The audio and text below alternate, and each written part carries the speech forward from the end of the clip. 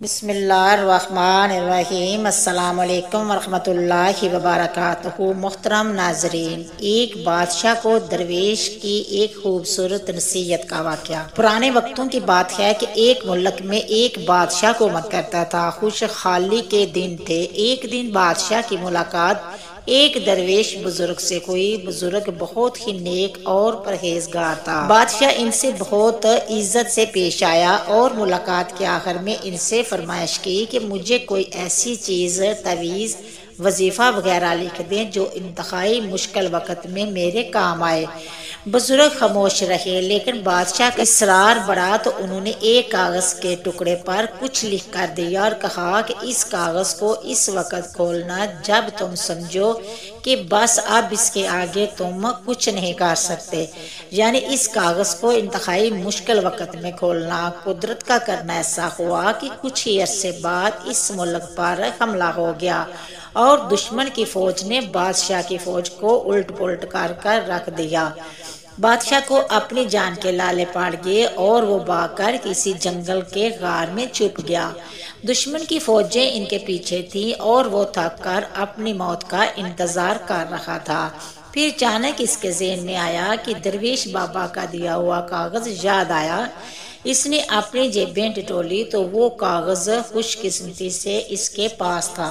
سپاہیوں کے جوتوں کی آہٹ اس کے قریب آتی سنائی دے رہی تھی۔ اب اس کے پاس کاغذ کھولنے کے سوا کوئی چارہ نہیں تھا۔ جب اس نے کاغذ کھولا تو اس پر لکھا ہوا تھا، یہ وقت بھی گزر جائے گا۔ بادشاہ کو بہت غصہ آیا کہ بزرگ نے میرے ساتھ یہ کیا کھیل کھیلا ہے، لیکن افسوس وہ کچھ نہیں کر سکتا تھا۔ اس نے تحریر کو کئی بار پڑھا، لیکن اس کی سمجھ میں کچھ نہیں آ رہا تھا کہ درویش نے یہ کیا لکھا ہے اور یہ کیوں لکھا ہے۔ بالآخر اس نے اپنی تلوار پکڑی اور سپاہیوں کا انتظار کرنے لگا۔ سپاہی آئے تو اس نے مقابلہ کیا اور وہ بچ نکلا۔ اس کے بعد کئی مدت تک بادشاہ بہت خوار ہوا۔ کافی سال وہ اس مصیبت کو جھیلتا رہا۔ آخر کار اس نے دوبارہ ہمت کی اور اپنی فوج اکٹھی کرنا شروع کر دی۔ کافی سالوں کی محنت کے بعد اس نے اپنی فوج اکٹھی کر لی اور دوبارہ سے اس ملک پر حملہ کر دیا اور خوش قسمتی سے اس جنگ میں اس کو فتح نصیب ہوئی اور وہ ایک بار پھر اس سلطنت کا بادشاہ بن گیا۔